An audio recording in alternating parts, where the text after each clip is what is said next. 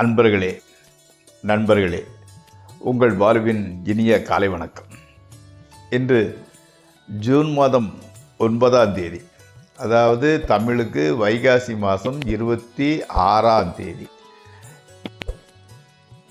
திரையோதசி திதி 9:36 வரை, அதற்கு மேல் சதுர்த்தசி திதி. நட்சத்திரம் விசாக நட்சத்திரம் 3:31 வரை சாயங்காலம், அதற்கு மேல் அனுச நட்சத்திரம்.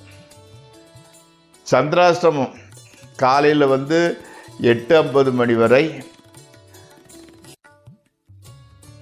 மீன ராசிக்காரர்களுக்கு, அதற்கு மேல் மேஷ ராசிக்காரர்களுக்கு உரியது சந்திராஷ்டமம்.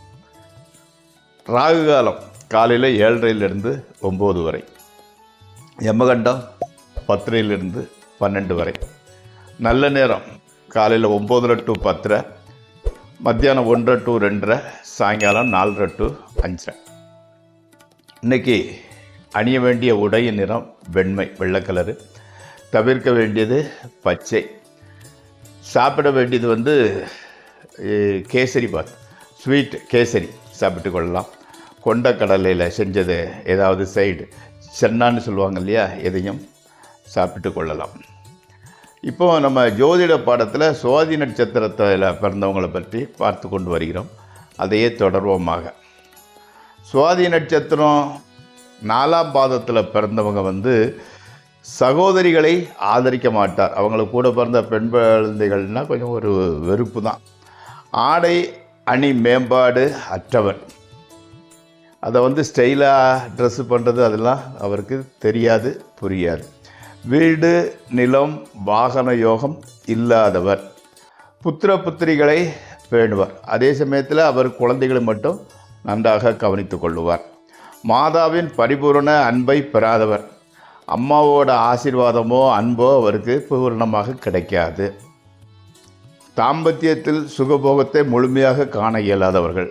அதாவது எப்படின்னு கேட்டிங்கன்னா, மனைவியை பிரிந்து வாழக்கூடியவர். அதே சமயம் பூர்வீகத்தால் நன்மை காண்பக்கூடியவராக இருப்பார்.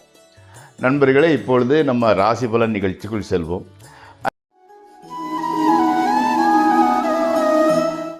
மேசராசி. இன்று சந்திராஷ்டம தினம். ஸோ புது முயற்சிகள் எதிலும் ஈடுபட வேண்டாம்.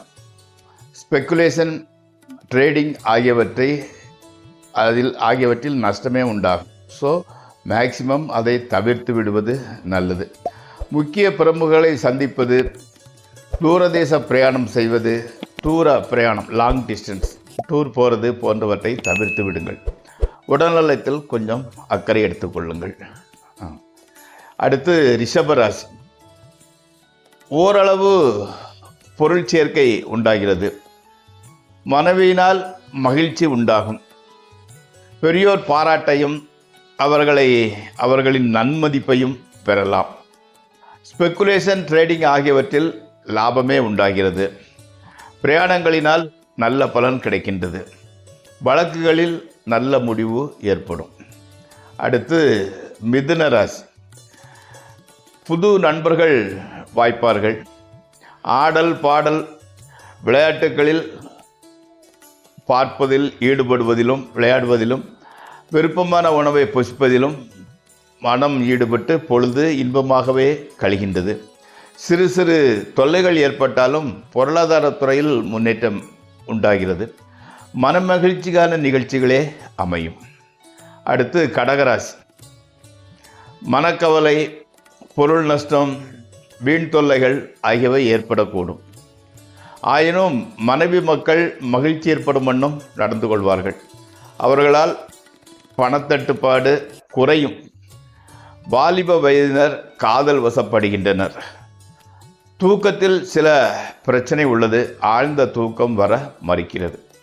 மெடிடேஷன் செய்து வாருங்கள். அடுத்து சிம்மராசி. வீடு, மனை, பயிர், நிலம் வாங்கவும் விற்கவும் நல்ல பலன் கிடைக்கும். கணவன் மனைவி உறவு மகிழ்ச்சியாக இருக்கின்றது. வாழ்க்கையில் முன்னேற்றத்திற்கான அறிகுறிகள் தெரிகின்றன. கல்வியில் மனம் பூரணமாக ஈடுபடுகிறது. பொருளாதாரத்தில் நல்ல முன்னேற்றமே உண்டாகின்றது. அன்னையின் ஆரோக்கியம் நன்றாக இருக்கிறது. அடுத்து கன்னிராசி. கணவன் மனைவி உறவு ஓரளவு மகிழ்ச்சியாகவே இருக்கிறது. ஸ்பெக்குலேஷன், ட்ரேடிங் ஆகியவற்றில் நஷ்டத்தான பலனே நடைபெறுகிறது. அதாவது நீசபங்க ராஜகற்பா முதலில் நஷ்டம் வந்தாலும் அதை ஈடுகட்டும் விதமாக லாபம் வருகிறது. நண்பர்கள், சகோதரர்கள் உதவியாக இருக்கின்றனர். பொருள் வரத்து உண்டாகிறது. ஆடை அணிகள், நண்பர்கள், உறவினர்கள் சேர்க்கை முதலியவை நிகழ்கின்றன. அடுத்து துளாராசி. குடும்பத்தில் சுபகாரியங்கள் நடக்க ஆரம்பிக்கின்றன. வீட்டிலையும் சரி வெளியும் சரி கௌரவம், அந்தஸ்து, புகழ், மனமகிழ்ச்சி உண்டாகும். ஆனால் ஒரு கெத்து காட்டுவதற்காக, நான் பெரிய ஆள், என்கிட்ட என்னால் முடியும் அப்படின்னு ஒரு கெத்து காட்டுவதற்காக பணத்தை நிறைய செலவு செய்கின்றீர்கள். ஸ்பெக்குலேஷன், ட்ரேடிங் ஆகியவற்றில் ஈடுபடாமல் இருப்பதே நல்லது. அடுத்து விருச்சிக ராசி. வீண் சச்சரவு உண்டாகக்கூடும். கணவன் மனைவி மத்தியில் வீண் வாக்குவாதம் ஏற்படுகிறது. கண், காது இவற்றில் ஏதாவது பிரச்சனை உண்டாகலாம். பணம் வேண்டாத வழிகளில் செலவாகிக் கொண்டே இருக்கிறது. தீய எண்ணங்கள் மனதை ஆக்கிரமிக்கின்றன. அடுத்து தனுசு ராசி. உத்தியோகம் பார்ப்பவர்களுக்கு மேலதிகாரிகளினால் தொந்தரவு ஏற்படுகிறது. தொந்தரவு என்றால் உங்களை பாராட்டிப்படியே அதிக வேலை வாங்குகிறார்கள். பண இழப்பும் அதனால் பண தட்டுப்பாடும் உண்டாகின்றது. இவ்வளவுக்கும் மத்தியில் மனைவி மக்களால் மகிழ்ச்சியே உண்டாகின்றது. அடுத்து மகர ராசி. வெளியூர் பிரயாணங்களினால் நல்ல பலன் கிடைக்கின்றது. ஸ்பெக்குலேஷன், ட்ரேடிங் ஆகியவற்றினால் நல்ல லாபம். கல்வி கேள்விகளில் மனம் ஈடுபடுகிறது. கணவன் மனைவி உறவு கூட மகிழ்ச்சிகரமாகவே இருக்கின்றது. பணவரவு ஓகே, நன்றாகவே இருக்கிறது. நண்பர்கள் தக்க தருணத்தில் உதவி செய்பவர்களாக இருக்கின்றார்கள். அடுத்து கும்பராசி.